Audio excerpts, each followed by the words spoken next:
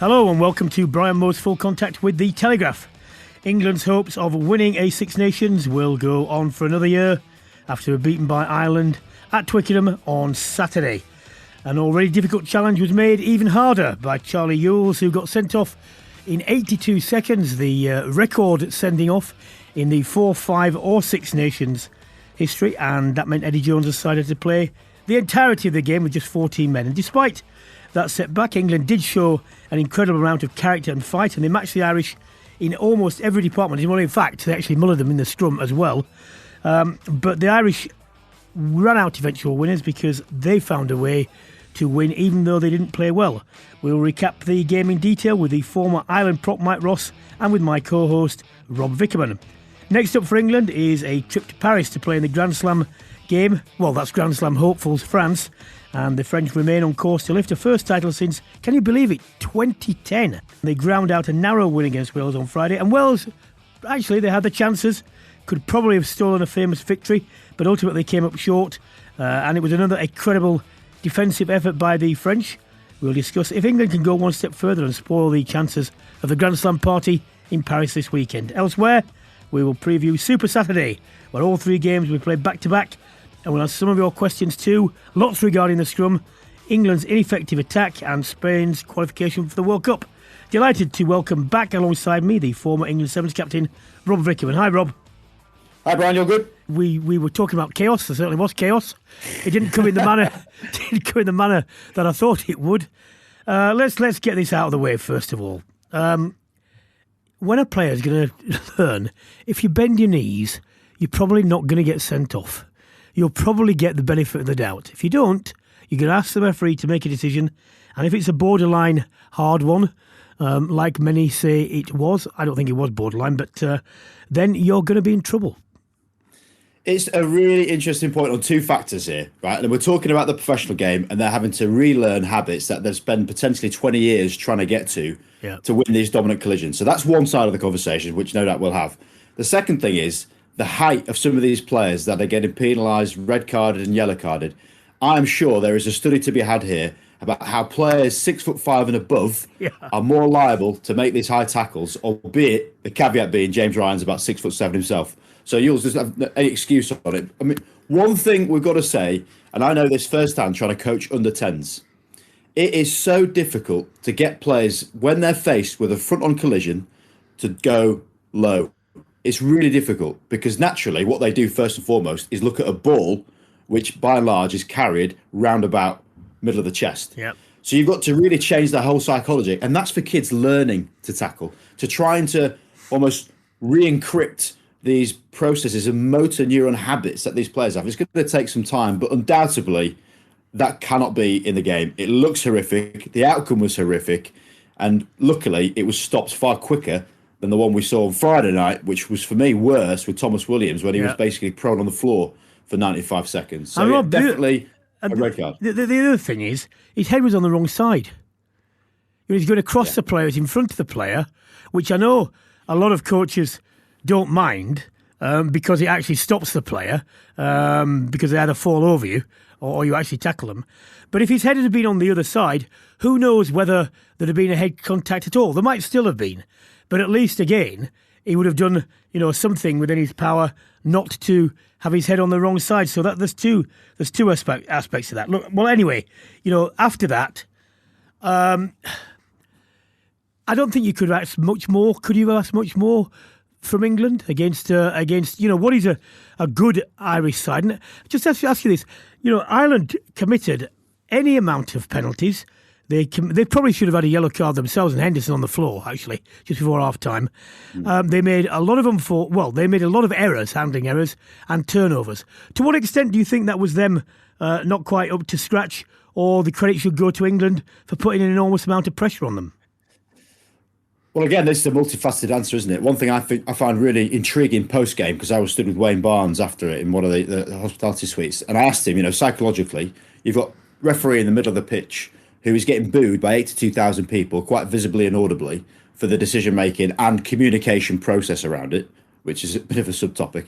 But anyway, I said, psychologically, does that then impact the rest of your game? And he said almost unequivocally, It does, because you need to be in the middle, been accepted. You need to make sure that what your decisions are doing are fair to everyone. And he says what that can sometimes happen is it then leans one way to slightly more favourable penalties, perhaps against the team with 14 men, which I think for many people who analyse the scrum, of which you'd be one, it did feel as though there was that little bit of leniency there without giving a yellow card away. So if there are that many indiscretions in one area of play, there would normally be a yellow card. It wasn't. So then you're thinking, right, well, is the referee and the officials as a team looking for ways to try and recalibrate what is otherwise a game that looked like it was going to get away from England? Now, I don't know the answer to that. I wasn't Matthew Ronal. But one thing I would say is Ireland won that handsomely, very much substandard to what we've seen before. But the glimpses where they were on it, where they got their offloading game, the power runners and the rack plays with Johnny Sexton spearheading it, they looked unplayable and absolutely left 2 tries, without a doubt, at least 2 tries back in the sheds, didn't they? So I think there's going to be big questions around the defence of England, but massive pluses for Ireland's structure. It's just their execution they need to work on.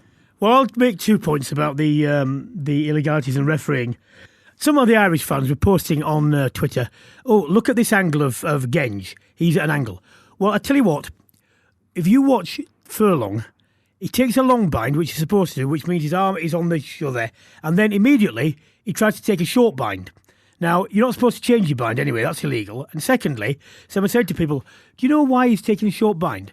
Oh, it's because, no, you take a short bind because it's much easier to lever your man in. And even if you're straight, if you get bound just under the armpit, which is what he was doing, you can twist the other guy. And as soon as you twist your opposite number, as Lou said, his backside is going to shoot out because he's twisted him this way. Now, normally, that means that a gap opens up and the second row has nothing to drive on and it completely knackers the scrum in terms of going forward. But what Genge managed to do was he just kept pulling the pressure through. And I don't know how he did it, but Laws, playing second row, they kept the pressure through, and that's what sent Furlong back. And sometimes he dropped it. So I'm sorry, I have no truck with this. Genge was scrummaging legally. It's as simple as that. And at the end of the day, one point on that, Brian. Though. Yep. Are you going to give any credit to Jack Noel as well for his contribution? Oh, I thought Jack Noel. Well, at least he didn't bind on his outside leg like Tom May did. So I think the other point is this: is difficult to say what England would have defended like had they had all 15 men on the field. But one of the things that's been a bit worrying with England for some time is the way in which they can get outflanked. They get narrow and then the ball round the side. Lowe's was one. The disallowed try was another one. And in the end, I thought that the great thing from Ireland's point of view was when they were able to bring on their substitutes, they had someone like Conor Murray, absolutely made for it. He'd been on the bench, seen it unravelling, seen what needed to be done. Actually, we just need to play more phases, keep the ball before we start to go wide. And, when it came down to pinning the kicks, he was in a different league, to Gibson Park. And Gibson Park is a very good scrum half, and they're obviously playing for certain things. But what a replacement to bring on. And that steadied the game for Ireland, and that's how they ended up, ultimately winning. In terms of playing with a man down, I don't subscribe to it's more difficult to play sometimes against a team with a man down. It's not, actually. It's just different. And, had Ireland matched England up front for the Frosty, then maybe, they would have made it tell earlier on. From an Irish... let's go from an England point of view. Look, you can take the huge positive of, yes, people like Genge had an absolutely outstanding game. I still think Lowe's best position is in the second row because I think he's more powerful than his other numbers. And I do think Eddie Jones should, and I don't think he will, but I think he should look at the back row composition again and say, look, it's not just a case of what does Itoje or Laws playing at 6 bring to the back row as a unit. It's what you take away from the second row unit when you take them out of it.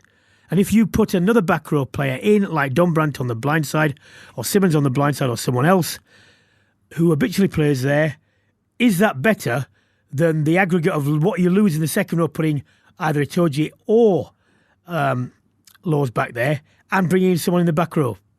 I think it's a different, it's a way of looking at it that I'm not sure they always do, but I'm convinced it's the right one. What do you think? Well, I think first and foremost, you've got someone like Mauro Itoje, who's very hard to depict as a position because whatever he does, wherever he plays, he is setting a new standard for how much work he does in a game. I think the number on his back, largely for Mauro, it is irrelevant personally for him. I think what you then look at is a collective, and luckily they're in a position where they could bring Laws from six to the second row and say, right, well, we can adapt the line out because of that. The one player you're probably more happy than anything else to get Simbin or sent off or whatever would be the second row because you can adapt around it. And I think you're right. I think for me the focus is around the back row because that is, I think you see it across all of the best teams that have ever been, certainly in recent history and even past history. The crux of that team is around what the back row balance is. And you think typically to 2003, for people who remember it very well, you've got Back, Hill and Dallaglio. And even preceding that, because my old man used to love him, but Winterbottom again, with that mould of what he can do as a seven. You've got three very typical positions there with Hill, Back and Dallaglio. You've got the grafting six, you've got the ball carry rate, and you've got the absolute work rate of the seven who's going to out and out poach it.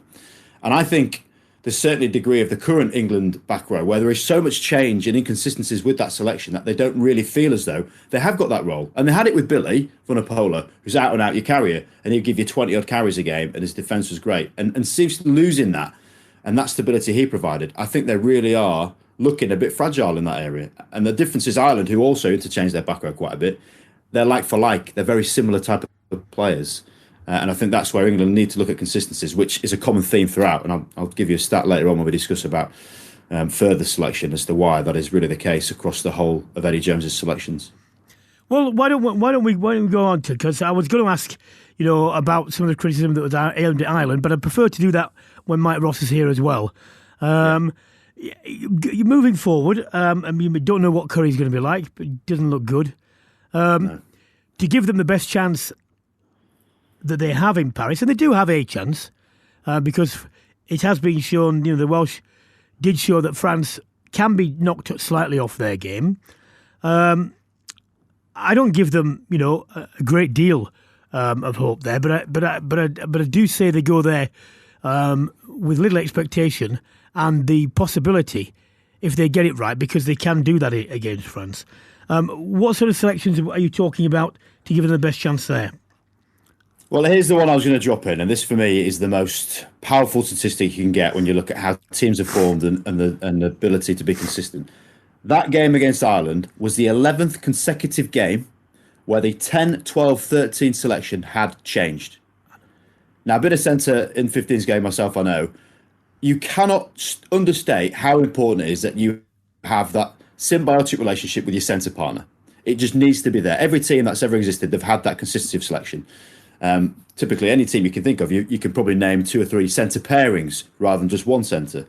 And then doubling down on that, you're 10. You're 10, the catalyst, the curator, the lieutenant, everything about the 10 is about control. Now, to have that axis change 11 consecutive games is mind-blowing. And I feel for the players because they've almost got a paralysis of choice. And it's really not helping their development, and it's certainly not helping England's. Well, if you look back, Nonu and Smith, New Zealand, Am and Diolende, been a settled centre partnership for a long time. Tyndall and Greenwood, all the World Cup winning sides. Yes, there are settled centre partnerships, and they're playing outside settled partnerships as well. You go way back. Australia, Horan, Little. You've got O'Driscoll, Darcy. The point is made, isn't it? In the actual things, you can't name, a side that wins World Cups that doesn't have that settled unit because it's so important. Well, tell you what, we've been discussing things from an England point of view. Why don't we discuss it from an Irish point of view? Former Ireland prop Mike Ross is here. Look, there's been some criticism in the Irish press regarding the performance, but it was a bonus point win at Twickenham, so not that bad. What do you make? I tell you what. First of all, what do you make of the comments that have been made while you're playing against 14 men? So, from my perspective, I think I've been on teams that have gone down to 14 men, and all of a sudden the pressure's off, right? Because nobody expects you to win now. Okay, nobody expects. So you might as well just go out and play as hard as you can. And if you win, you're a legend. If you lose, well, you're down to 14 men. So I remember because I played in that game against South Africa in 2016 when CJ Sander got sent off, and it was just we had nothing to lose. You're the man to exactly the man to ask about this. Where did England's scrum dominance come from? Very clever tactics. Look, I was going mental at the game actually because I was watching it. I was at the stands, so I didn't have the benefit of replays. But I've since gone back and looked at it, and yeah, England definitely in a sense see 2 or 3 scrums. But there was a couple of scrums I felt, according to the laws of the game, that probably should have been reversed the penalties. Because what was happening is England were creating a 3-on-2. They were kind of pivoting around furlong. And if you look back at the replay, sometimes the Irish scrum isn't going back; it's more kind of skewing around like that, like spinning. And Raynell had decided early on that England were dominant, and was penalising accordingly. But look, overall, I'd say England definitely edged the scrums, but there was definitely at least 2 scrums that could and should have gone the other way. Yeah, I mean, Tadhg Furlong didn't help himself by shortening his bind each time, did he? Takes a long bind initially, then comes under the armpit, and if anything goes wrong from the sidelines with people who are just looking for one thing, if the bind goes then he's definitely going to get pinged because he's the one who's moved, irrespective of whether he's taken it down. So that's one there. I mean, in the end, we saw what Ireland did when they were in full flow. It isn't possible now to say they did it against 15 men because they didn't. But I still got the feeling that when they were playing with fluency, they were very, very difficult to stop, irrespective of the fact that England were struggling with a defender down. Do you think that in the end the fact that they rescued that keeps them completely on track, or are there any question marks about that? Look, we made heavy going of it. I mean, if you think that back to the start of the match, England get a man sent off, we score a try almost immediately, and then we almost immediately get another try after that, which was ruled on for a knock-on. And I think if that try had stuck, I don't know would England have stayed with it in the game as long as they did. But like from an England perspective, I think the worry for England is the lack of tries they're scoring at the moment. I mean, the attack just hasn't looked that threatening. I mean, the league game aside. So, if England want to be competitive, they need to start scoring more tries. Now, I know it didn't help them to be down to 14, but, all their points came from penalties. So they weren't really threatening. From an Irish perspective, yeah, it was a little bit concerning. It took us that long to, finish the game off, considering you guys were man down for 78 minutes. But, England I got to take my hat off to England. They put up a hell of a fight. They're deriving energy from all the scrum penalties they were getting. They were, really making it hard to get our game flowing. And I was in Twickenham, and the crowd were tremendous. They were really good. It was an amazing atmosphere, wasn't it? One person that would have been revelling in that would have been Johnny Sexton. Came out in the midweek about it being pretty much the last time he'd be playing at Twickenham, announced his retirement post-World Cup. How important is he for Andy Farrell going forward, do you think? I think he's very important. I mean, no other out half in Ireland has put their hands up and taken the jersey off him yet, and he's still the best man for the job. Hopefully he'll be able to keep that going until the World Cup. But, just like Johnny took the jersey off Rowan O'Gara, it's incumbent upon someone else to come up and step up and start putting pressure on him, because at the moment I think he's still the leading contender for that 10 jersey. I think it's as simple as this, isn't it? Look, Ireland proved they can play without Sexton, and they can play well without him, but they are just much better when he's there. Of the time being, when he carries on playing in the way he is. And I'll ask you this, Mike. One thing that I thought, stood out was the respective benches came on, and of course they're doing different jobs because England are trying to shore the thing up with a man down.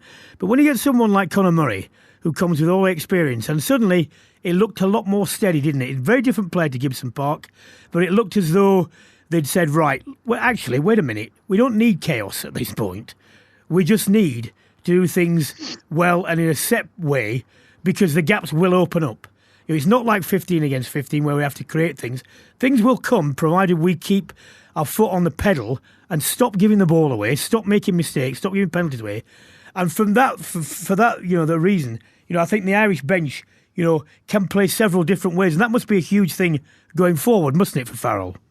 Yeah, it's been quite tough for Conor Murray, slipping the second choice, because, for many years he was probably one of the best in his position in the world.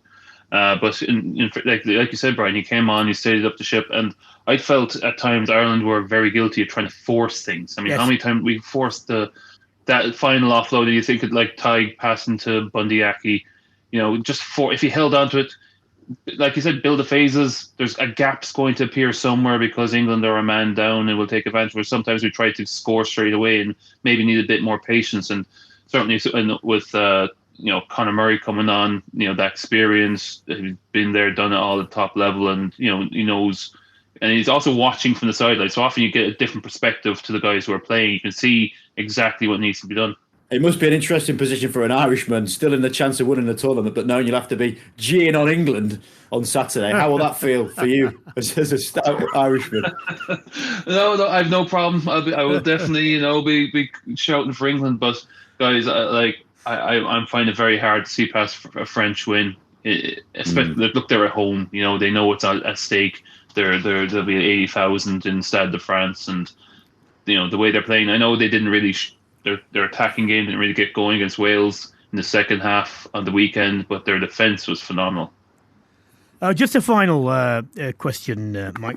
In terms of what Andy Farrell would have wanted to achieve with this Six Nations, obviously we wanted a Grand Slam, that's the first thing. Obviously we wanted a title.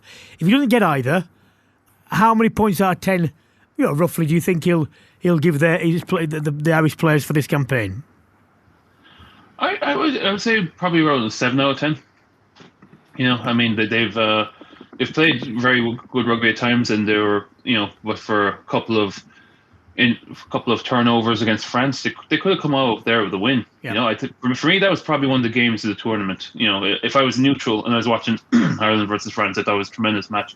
Look, if you get a championship win, I'll definitely take that. But I think around 7 out of 10. It's like it's been generally mostly good, but there's been definitely a few things we can improve on, and we'll have to improve on. Because the World Cup's coming up next year, and there's going to be a couple of summer tours. Well, that's probably more than England will get out of 10, I would think. I'm absolutely certain, unless they beat France in a famous victory. Mike, thanks for joining us. Thanks for your contribution as always. Cheers, mate. Cheers. Thank you. Well, it is France up next for England, and they squeezed past Wales in Cardiff on Friday night. I was actually happy that Dan Biggar was angry after this game. He said he was disappointed and angry that they hadn't won. And that, to me, is a better attitude than saying, we came close. Because on the night, they could really have put France away. And indeed, I don't like the heroic losers tag, but I would say they were one juggled pass away from being heroic winners. It wasn't the most sympathetic of passes at Jonathan Davies, but, him being the player he is, you probably have backed him to take it, and he didn't do. And that was the difference in the end between the sides. Is there any sense in which Wales can feel hard done by, or was it in their own hands? Well, ironically, not in their own hands. I think you've been far too kind to him there, because that was an easy catch. Faletau's offload was brilliant for it. So I think, in their own hands, they'll take positives from that. Clearly they will. And they're in that realms of mediocrity in the tournament, aren't they? They'll know that they didn't have the chance of winning it. They'll be disappointed with previous games gone by. And I do think the way that they did play, and certainly Biggar being pivotal to that, will buoy them going forwards. They're taking on Italy in their last game. Very different prospect to the other two games that'll be happening.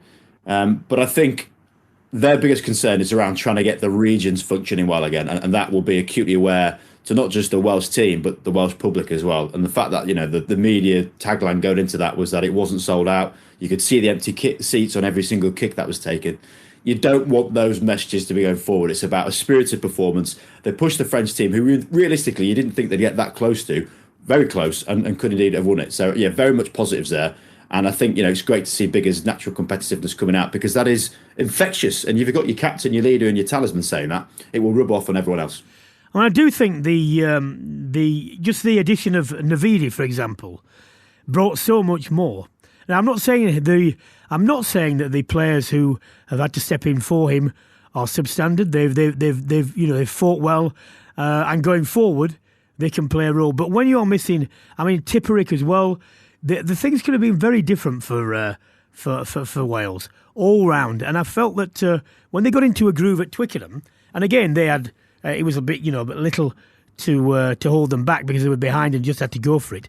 They looked very fluent, and I think of all these sides that do their report card at the end of the Six Nations, yes, Wales have not done well. They've been performing in the pool of mediocrity with Scotland and England, but I think there are more reasons for them, and they won't want to use the word excuses, but there are reasons for their underperformance that don't exist elsewhere. Let's put it that way. And I think they've also had the toughest draw with it. I mean, that initial hit out against Ireland really scarred them. They got battered, that 29-7. Then their redemption was the following week, taking down Scotland by 3 points. And then following that, going to Twickenham and losing by 4. I mean, it really is tough. And then finishing with Italy almost feels like, your tournament's done. They'll be disappointed with how they went against France, but I don't think they're realistically going to win that game. And currently, they're sitting at a table, which people do look at, with just 1 win from 4. And they'll hope that they're going to smash Italy, get the bonus point, and leapfrog Scotland and England. But, there is a chance that they could stay in 5th. Yeah. We've spoken, and Mike Ross highlighted the struggling England attack. Wales failed to score a try for the first time in the Six Nations at home since 2009. As I said, I thought Wales against England showed far more attacking cogency. But let's look at the French defence. It's been one thing that has been vastly improved. It actually was improving before Sean Edwards got there, but it certainly has improved after that. And it's been the foundation of holding Ireland off, holding Wales off. Any chance that England can breach it? Well, it's going to have to come down to some serious amounts of multi-phase play, because that's the only time they look slightly frail. And even so, that has been their point of difference, that typically French after 10, 12, 13 plus phases, previous Six Nations iterations, would have been absolutely fragmented. It'd have been chaos, to use our word from last week. So I think that more structure coming in, the ability to know when to compete, when not to, adding in players with just the most amazing work rate, like Villiers, even as a winger, who's constantly contesting the ball. Valence is a pain, and the sheer size of half of the French pack are just difficult characters to try and move. So I think they will be tested, England, certainly trying to break down the French defence. But at the same time, flipping it and saying how the Irish attack have gone this tournament, they've shown that they can score against everyone. And they've got the most tries they've ever scored in the Six Nations, and still with 1 game to play. So I think France are beatable, they are breakable, but it's going to be one hell of a contest. I think England are right to try and play the mind games, because that's probably their only advantage against the French team otherwise, that are looking very strong across the board. Scotland, I mean, they saw off Italy as expected, but they conceded 22 points now. Jones will get a lot of flack if England don't win in Paris, and there'll be a lot of discussions around all sorts of games. But I think from where they started, the Scots are probably going to be, or should be, the most disappointed, because they have not really looked cogent in any game. It was a game in which they were saying, well, we scored the tries and so on. But I'm afraid, I can't see. I can see a lot more crosses on the report than ticks for them this year. Yeah, again, just looking at the structure of the fixtures, because this plays such a massive part in any type of Six Nations conversation, your home legs, the emotion involved in it. For them to have beaten England at home, first game, that was always going to take a massive chunk out of them. If they had that potential with the follow week after it, then there's a chance that they could have kept that momentum, kept that spirit high. But because it was straight into that Welsh performance, in which they lost, again, by 3 points in an incredibly tight game, I think they've really had a tough run. And then the last place you want to play, France, after those 2 games, is next up. So I think, certainly the structure of it hasn't favoured Scotland. But to call them frustrated is probably a compliment, because they have now got expectation of performances. And you see it intermittently in games, albeit, Italy had a bit of a nibble against them at the weekend where they did go ahead slightly. So I think the inconsistencies are what breeding frustration, but still a positive trajectory for Scotland. Well, on to some questions from our listeners. Daniel, both England and Wales appear to be struggling to score tries. With Wales, I think it could be a player issue and comes down to who they're available. With England and the players available, could it be a coaching problem? Also, are England missing Owen Farrell's drive and leadership both on and off the field? Well, on Owen Farrell's driving leadership, I don't think there's been a lack of leadership or drive on the field. I think it's more a question of selection. And we come down to the points that Rob and I have made last week, this week, and indeed many times before. If you can't get settled partnerships in units, you're going to struggle. And I'm sorry, but I don't subscribe to the view, and by the way, neither does anyone else seem to subscribe to the view that the number on your back is irrelevant to where and how you play. It just isn't. And the familiarity breeds without that. You might have a point if you pick the same 15 every week and then ask them to juggle around when they're on the field. But where they start is a different matter. And where they start from things and knowing what their partner or their two partners are going to be in their units is absolutely crucial. So yes, it is I think it's more a selection problem than a coaching problem. Yeah, I'd agree with that. And also say, as talking about change, they've got a new attack coach. Martin Gleeson coming into it with a rugby league mentality, and a credible player he was and coach since at Wasps. He's trying to talk about this new dynamic way of playing that no England team have ever done before. And you're not just going to do that straight away. That's going to take a long time. The one thing he tries to champion is interchangeable positions, that it doesn't matter what numbers on your back, you should still be part of a system that can attack.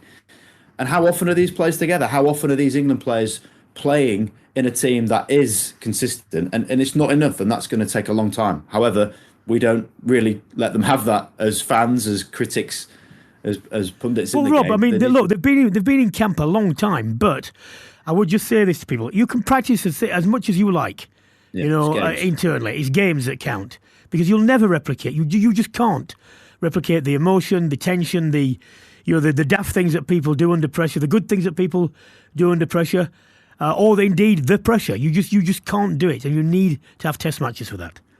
Anyway, one from Nate. Despite the loss against Ireland, a lot of commentators suggesting that the performance and attitude have galvanised England and will help us as we head up to the World Cup in France. What are your thoughts? Yes and no. Look, I never thought that England lacked spirit or character. The players that are in there, I never thought that they were ones to give up, and I never questioned that aspect of it. For me, it is more technical. There are more technical aspects. There are more selection aspects. So, yes, it will. I mean, a lot of players were quite rightly buoyed by the fact that they'd put in that sort of performance against a very good Ireland side. But at the end of the day, when you look at it cold, they conceded a bonus point for 4 tries, and it was self-inflicted. So they've got to look inwards and say, yeah, we did lots of good things in extremis. We shouldn't be in extremis. We shouldn't put ourselves in that position. And, let's not do it again. Yeah, I'd agree wholeheartedly with that. Yeah. Pete, should tackling only be allowed below the waist to avoid the proliferation of head contacts that are currently within the game? Head on head is clearly dangerous, and the correct sanction is red cards. But those are ruining the game as a contest and spectacle.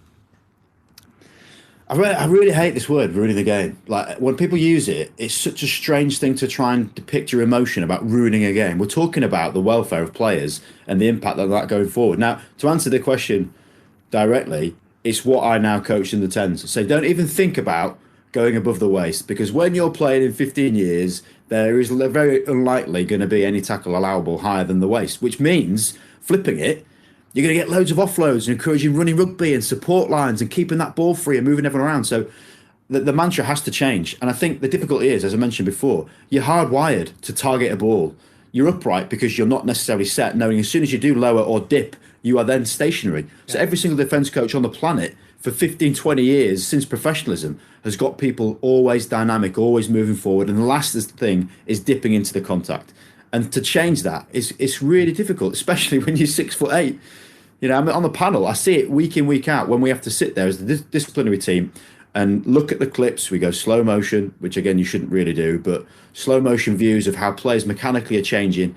It is so difficult if you are 6'5" and above to hit someone 5'10", because as soon as you are dipping down to their waist, that is a significant drop of height, which means more often than not you're going to miss the tackle.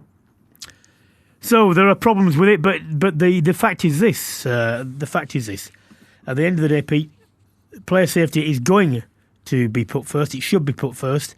And if there are games, in quotes, ruined, that's the players to get round that, I'm afraid. One from Toby, the last one from Toby. With Spain qualifying for the World Cup, and there could be 3 South American teams taking part, what needs to be done to develop the game in that area, and what plans could World Rugby do to help the progression? I'll jump on this, partly because I do actually commentate on the Rugby Europe Championship. So we have been covering that for a number of years now, and it's fantastic rugby first and foremost. Very, very entertaining. You've got Netherlands in there, Georgia, Portugal, Spain, as well, Romania trying to compete, creating this second level of European rugby. The Spanish have had a real drive for about 5 or 6 years to try and get that going. There was a bit of controversy with their last World Cup qualification with both the bans and the brawl. So for them to be currently top of the Rugby Europe Championship and second for the Rugby World Cup qualifications is amazing, because I saw their sevens down there, which they got offered as a World Rugby offering, and there is appetite, but people need to see it. You're competing against one of the strongest nations in football, and that is going to take some real inertia. They've got it. They're going to be at the Rugby World Cup 2023. They're neighbours where they can all get across in mass. And that's very, very exciting for the game, because the Spanish, economically, could be a big player in European rugby as well. Well, I'll tell you another thing, Toby. I toured Spain with the England under-23s and that was a long time ago. And the strength of the rugby around the Basque region, that's where it is, around there, around the corner from Biarritz, Sandon de Luz and what have you. Tremendously strong, just in that aspect. It comes back to what I've said every week for any weeks for the last 10 years. If anyone who wants to bother to listen, the second tier competition in Europe needs more focus, so it gets more publicity, and you need the automatic route to get into these Six Nations. I don't care whether it's every 3 years, 4 years, whether you have to play home and away, whether it's triple down. You've got to have a way for these teams to come in. And I'm sorry. And people will say, yeah, well, you're English, and of course you're going to say that anyway because England will never happen. If it did happen to England, they deserve to go down. But the real problem is this.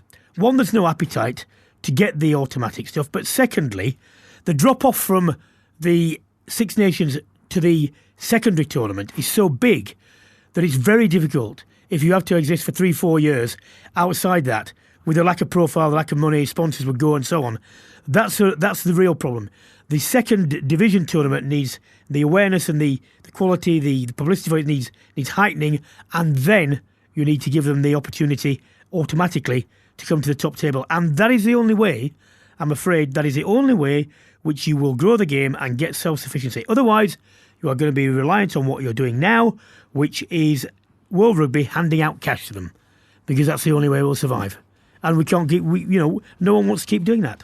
Well, that's all we have time for this week on Brian Moore's Full Contact with the Telegraph. By the time we come back, we will know whether the French are Grand Slam champions. Let's face it, they've been the best team so far in this tournament. But will that propel them onto World Cup glory? Who knows? But we will certainly have the answers here. Thank you very much for my co-host, Rob Vickerman, and my guest, Mike Ross, for joining me. If you've enjoyed this episode, you can check out all our previous episodes by subscribing to the Full Contact podcast channel. I'll be back next week to recap the final weekend of the Six Nations and the tournament as a whole. Until then, goodbye.